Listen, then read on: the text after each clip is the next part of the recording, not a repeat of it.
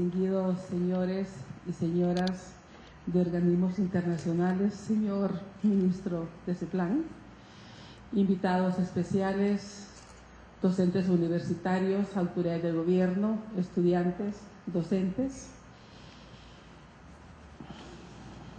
Bienvenidos a esta casa de estudios. El tema que convoca es un tema estructural recurrente en el país, históricamente pobre. Siempre cuando estudiábamos historia de América, historia del capitalismo en América Latina, cuando leíamos la teoría de la dependencia, los teóricos del desarrollo, enfocábamos 3 países de América Latina, los más pobres, 2 de ellos en Centroamérica, otro en el Caribe, Bolivia, un poco cerca. No ha cambiado y empezamos a estudiar la teoría de la dependencia en los años 70, comienzos, cuando estudiábamos a Dos Santos, a Bañabambirra, Agustín Cuevas, la CEPAL de Gino Germani. Para esos años la pobreza tenía unas características. Habían unos símbolos de estatus, unos estilos de vida que diferenciaban bastante bien la estratificación social en nuestros países. En las zonas rurales el símbolo de estatus en las familias era tener una máquina de coser, un congelador y radio. Esos eran los 3 símbolos de estatus que ya ubicaban en una posición diferente a la población. Hoy se han desdibujado los símbolos de estatus actualmente. Podemos decir que ha habido una democratización, acceso de unos símbolos de estatus en capas medias y pobres. Hoy encuentra uno en estratos, en zonas rurales, lavadora eléctrica, un horno de microondas, teléfono celular, 2, 3 en una casa o más. Pero el concepto de pobreza ha cambiado. En los años 90, cuando comienza en el país el plan de ajuste estructural, los sociólogos hablábamos y comentábamos, hay que acercarnos y estudiar ese cambio que está pasando en las comunidades rurales. ¿Qué está cambiando? Hay que hacer estudios de la relativización de la pobreza. Porque también en los años 70 en las comunidades rurales la bicicleta era un medio común de transporte. Transporte motorizado, vehículos 3, 4 de usos colectivos, transporte público, transporte privado de uso público. Pero eso también ha cambiado. Entonces el símbolo de estatus cambió. Y los sociólogos hablábamos de eso, hay que ir a ver qué está cambiando. Pero cambió todo. La música, los temas de la migración, las pláticas sobre el migrante, sobre el deportado, eso se incorpora. Y hace unos años tuve la oportunidad de trasladarme en el transporte privado colectivo al sur del país, desde Tegucigalpa, Y la música y la conversación era el tema de migración, ¿verdad? La música cambió en la zona rural, ¿verdad? Y hemos visto exposiciones en el Centro Español del impacto de la migración en la arquitectura, ¿verdad? También cambió la vivienda rural, pero hay pobreza en la vivienda. Por eso es que el tema me parece tan pertinente, porque a la pobreza hay que aproximarse al estudio de diferentes aristas, desde la antropología, la sociología, la economía, el derecho, y todo ello requiere de un enfoque integral. La pobreza, la educación, obviamente, la educación como elemento, como condición de movilidad social, ¿ya? Pero sobre todo ese cambio que ha habido en la educación y ese tutelaje del Estado tan débil del sistema educativo, y ese tutelaje del Estado tan ineficiente en el sistema de salud, y todo lleva a la pobreza.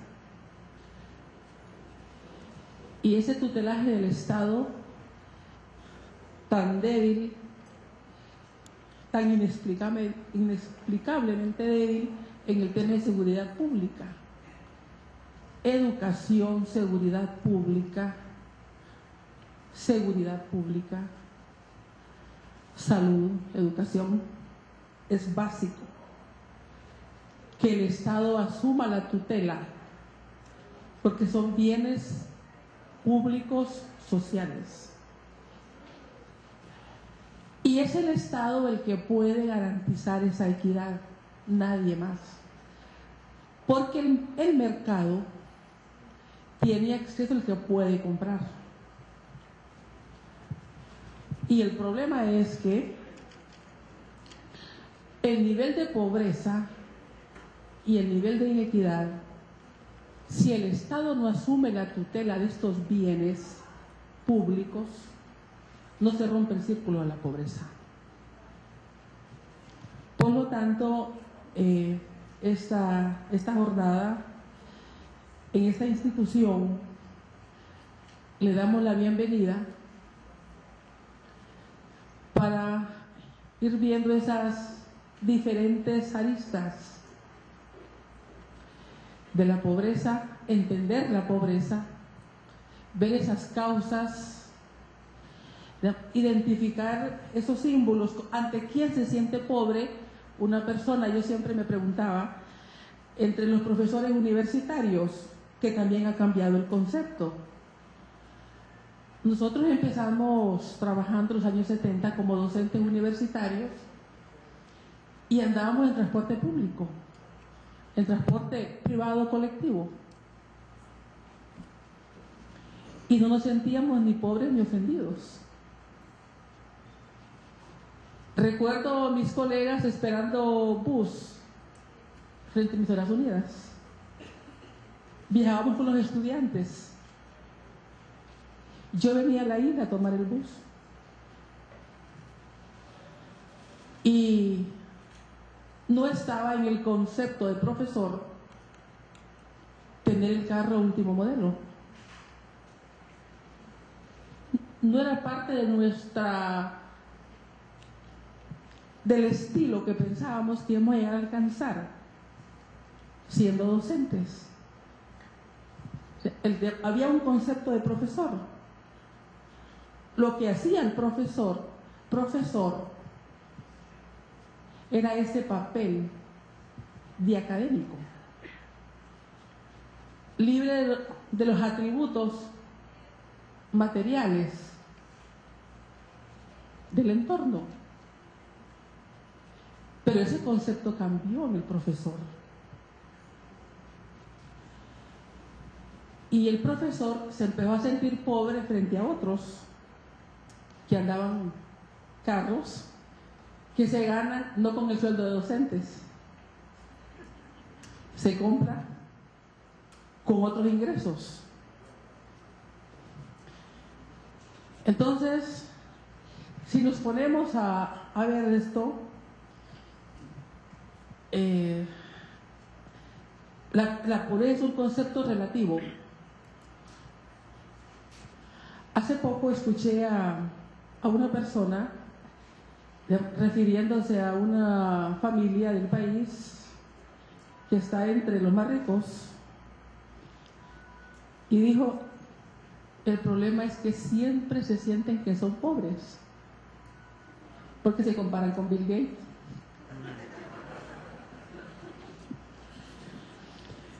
Entonces, por eso es que la pobreza es un concepto relativo. ¿Ante qué se siente uno pobre? Ante sus pares.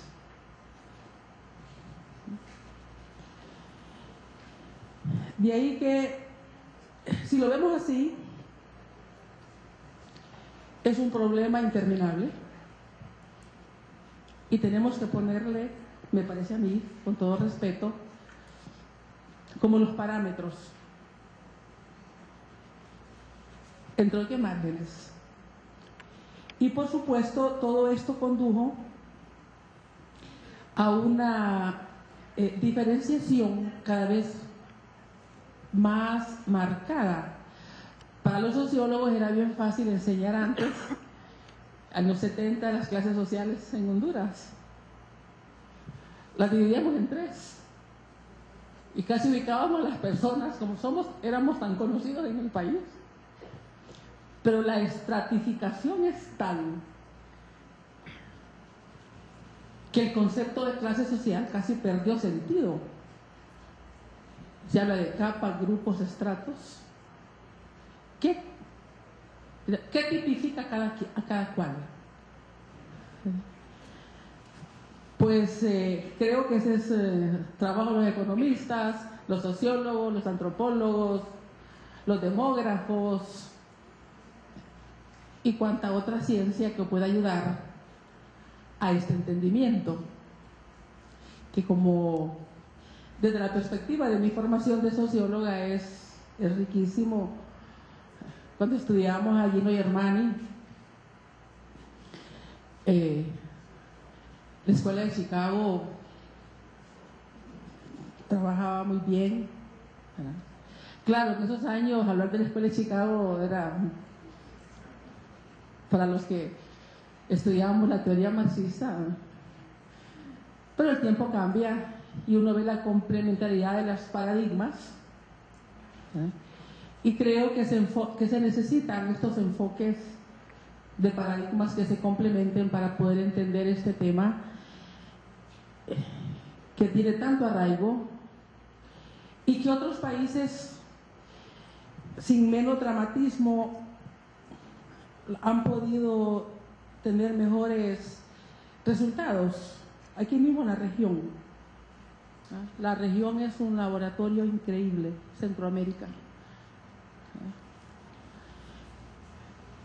3 países con los niveles de violencia más altos, 2 con los indicadores de pobreza más altos, 1 con el mayor crecimiento económico en este momento, otro con la democracia más estable, en una región tan pequeña y tan diversa.